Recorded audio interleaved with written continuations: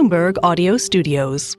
Podcasts, radio, news. This is Bloomberg Businessweek with Carol Massar and Tim Stenovec on Bloomberg Radio.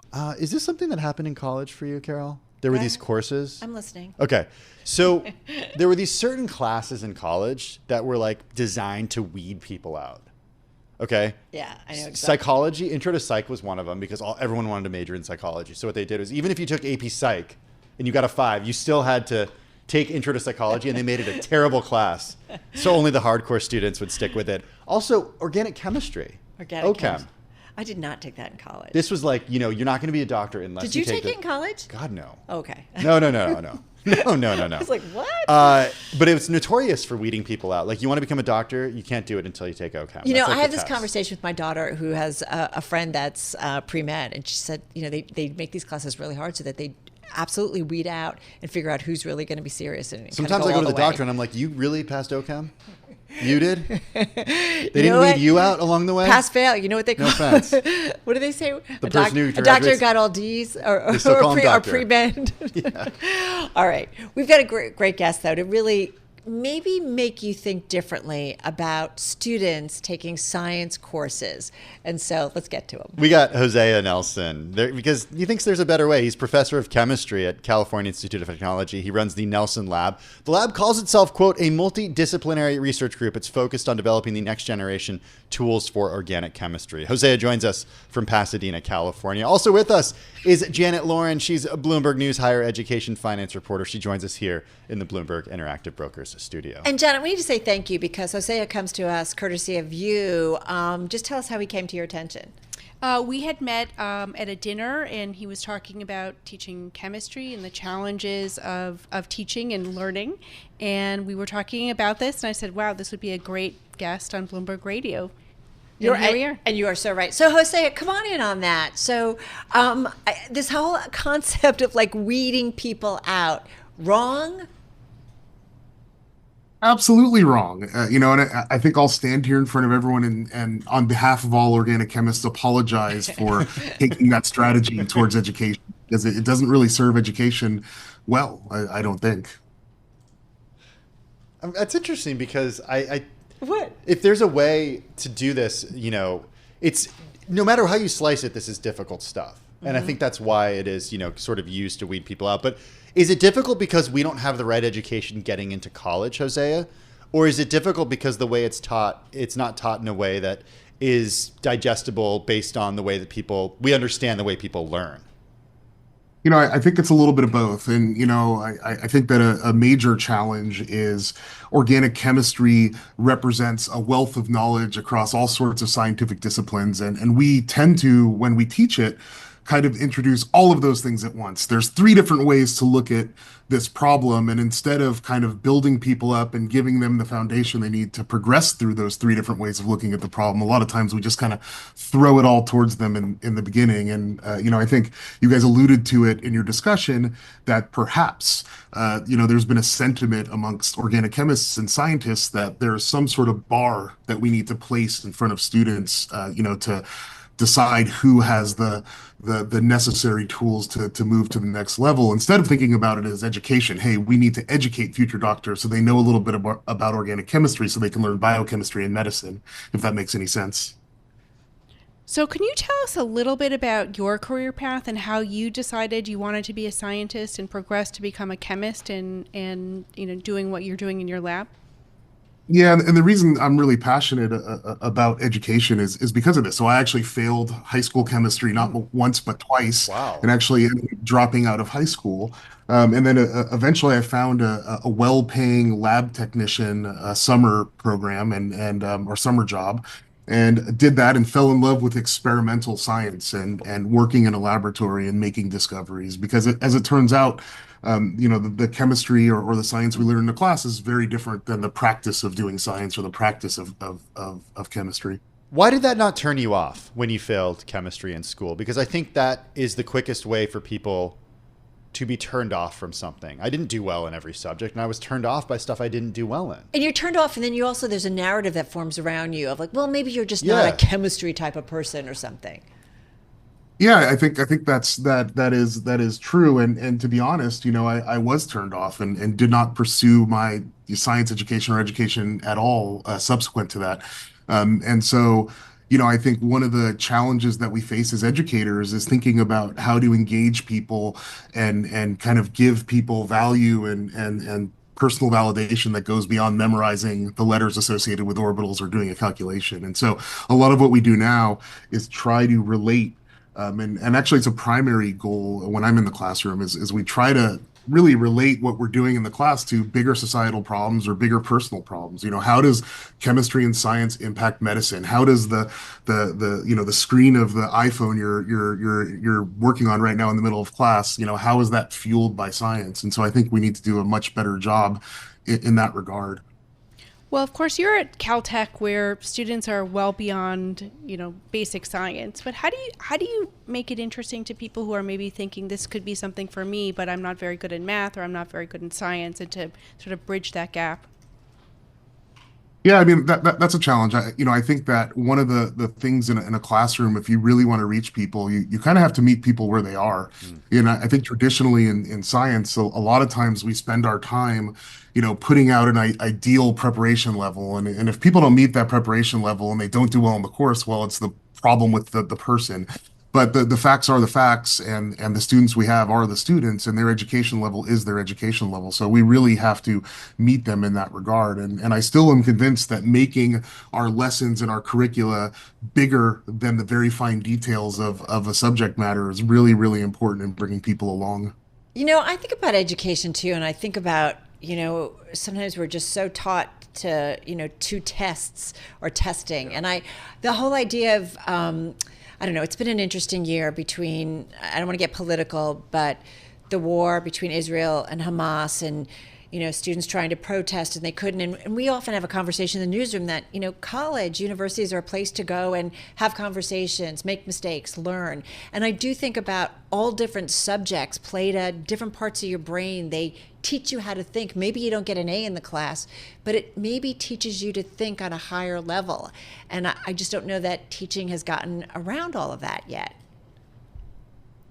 No, I would agree. I think that the fact of the matter is when I walk into a doctor's office and tell them I'm an organic chemist, oftentimes they tell me how organic chemistry has played zero role in their practice of medicine. But what is true is that perhaps the lessons they learned, problem solving and thinking about organic chemists kind of gave them the tools they need to approach medical problems. And I think the same is true across any kind of discipline. And it could be a political science problem. It could be a economics problem.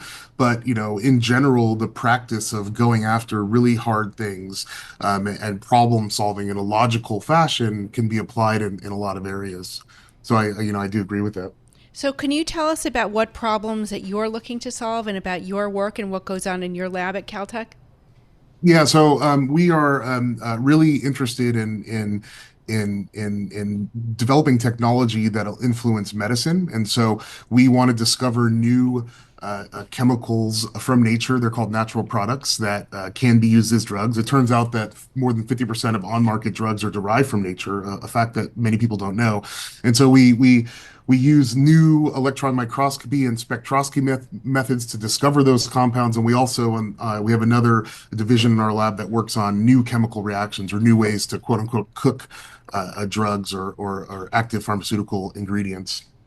And a big part of that is AI. So, I think that's something that is important and I guess evidenced by the Nobel Prize in chemistry last week. And this is a big part of science. So our group is largely funded by the National Science Foundation, and we have a center there called the Center for Computer-Aided Chemical Synthesis. And there we use tools in AI to try and help pharmaceutical efforts and biology efforts to think about quicker ways to make molecules that may be drugs or they may be the tools we use to understand fundamental biology. All right. I hope we haven't lost anybody. But why do we need to do that? Walk us through that next step. Why is that a smart step to take, steps to take, a bridge to cross? Yeah. So this is, I think, on a couple levels. You can kind of look at it from a lot of perspectives. So, right now, for example, artificial intelligence, as you all know, is just becoming important to all these different elements of society, and that includes science and medicine. And so, we are part of this program, and the impact of what we're doing will effectively, hopefully, allow the preparation of chemicals or the discovery of chemicals for nature to happen quicker.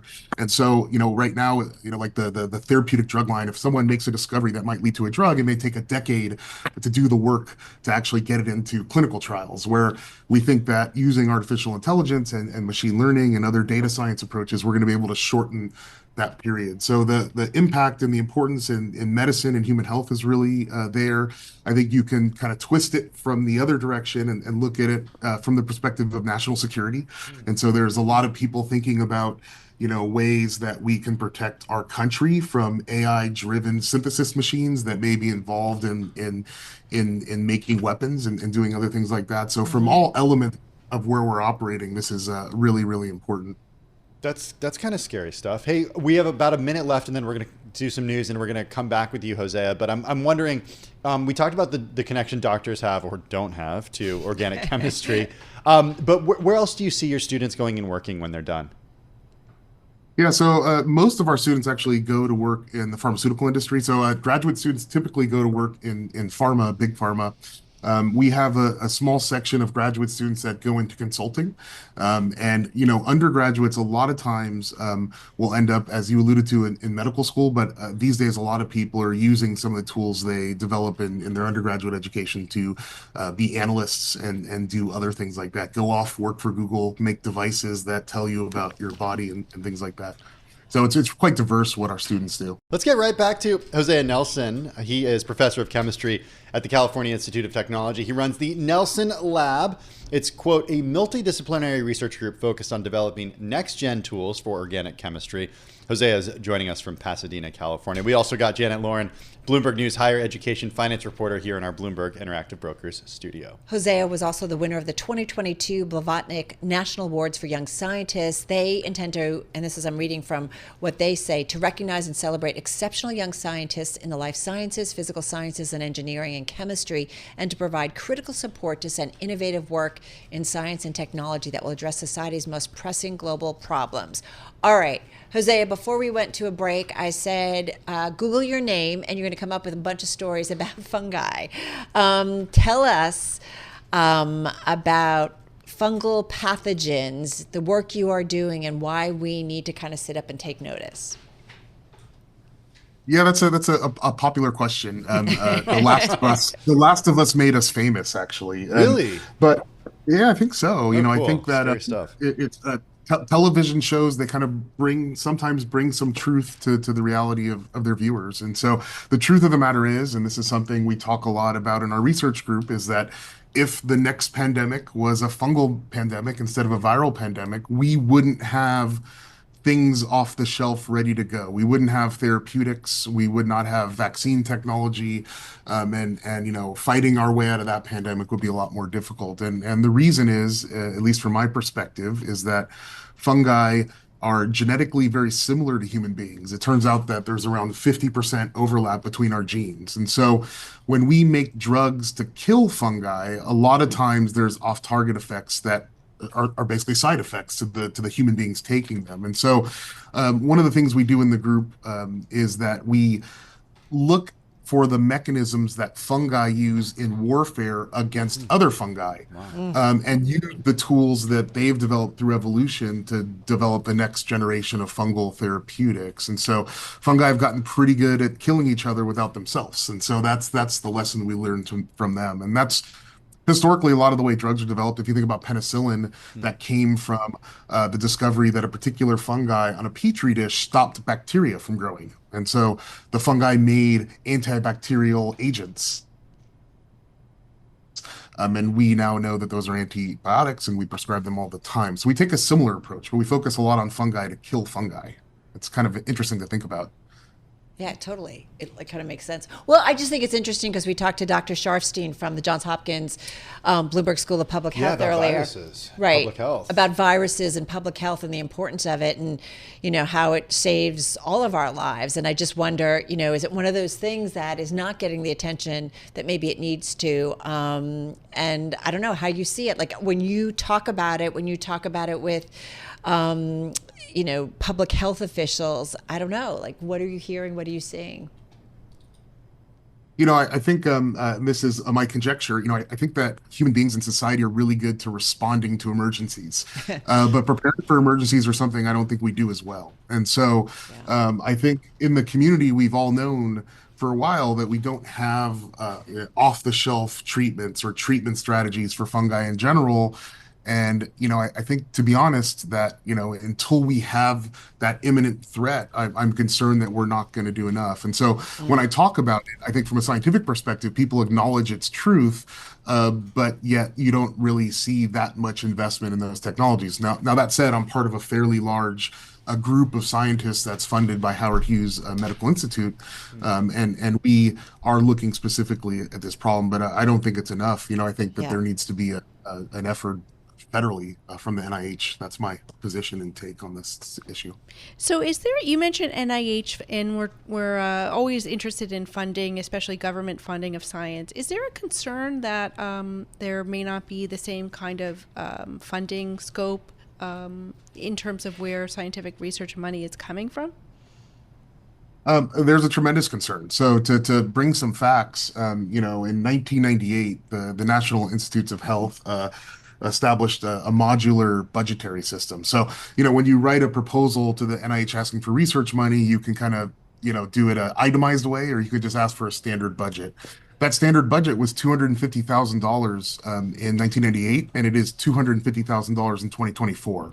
And so what this means is the research funding that used to support the training of 8 scientists or so now, will support 2.5 scientists. And so the number of people and workforce that we're training and putting towards solving these really incredibly important problems in human health is dramatically reduced. And so there is obviously a funding issue out there, and it's concerning. I think the other part of it is traditionally there's been a significant amount of investment from the private sector, in particular from pharmaceutical companies, into the type of research we do. And I know that since 2008, the financial crisis at that point slowed that down, and it hasn't quite recovered. So now we're in this situation where the people that actually fuel pharmaceutical innovation and that whole industry are trained by research groups that are underfunded by both the pharmaceutical industry and the government. And so I don't know when this is going to catch up and when this is going to really be borne out in terms of how much pharmaceutical innovation we can make, but it's certainly a looming problem from my perspective. So where else would universities like Caltech or MIT or Harvard look for research foundation if perhaps the government and industry are curbing those numbers, or they're not going as far as they used to? I think this ties into education, from my perspective, is that, I think we need to do a better job educating on the undergraduate chemistry level for a couple of reasons. Number one is that's going to, continue a nice flow of tuition, right? I mean, things are getting really expensive, but tuition also goes and contributes to this research environment.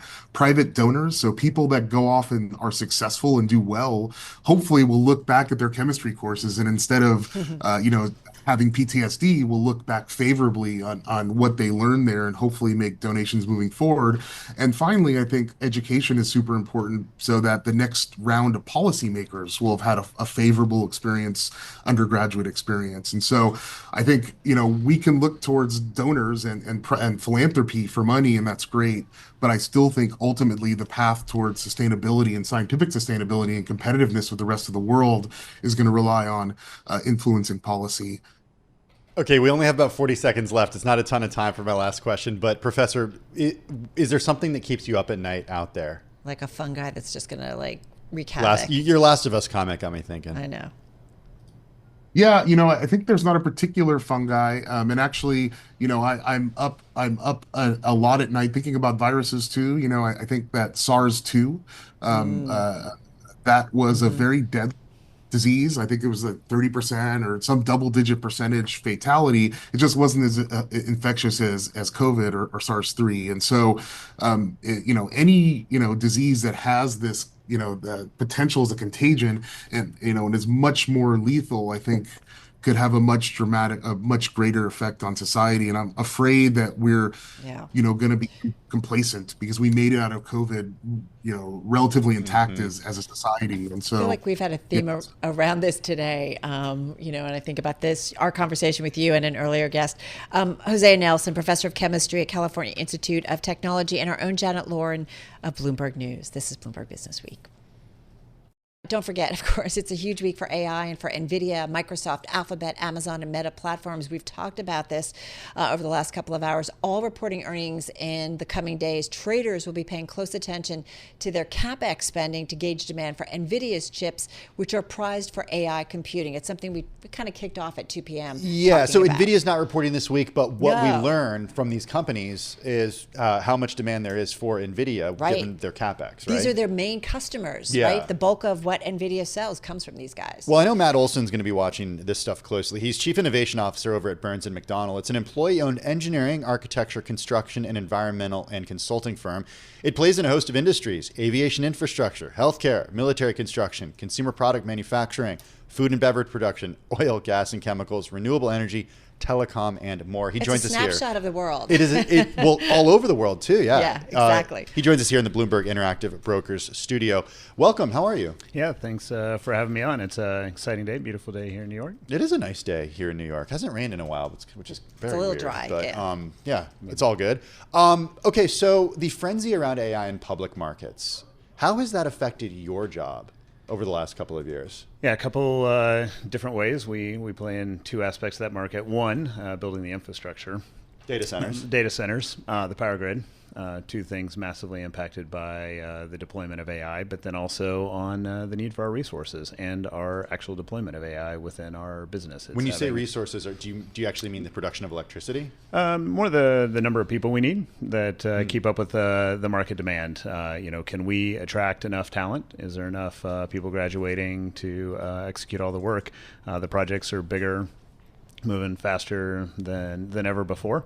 And we've had to look for ways, as we're bringing more renewable energy onto the grid, we're dealing with a more complex situation. It's not just a few big plants anymore. It's sources all over the place. And so that means more planning, more construction projects, more things to engage with, and that requires more human capital to make that happen.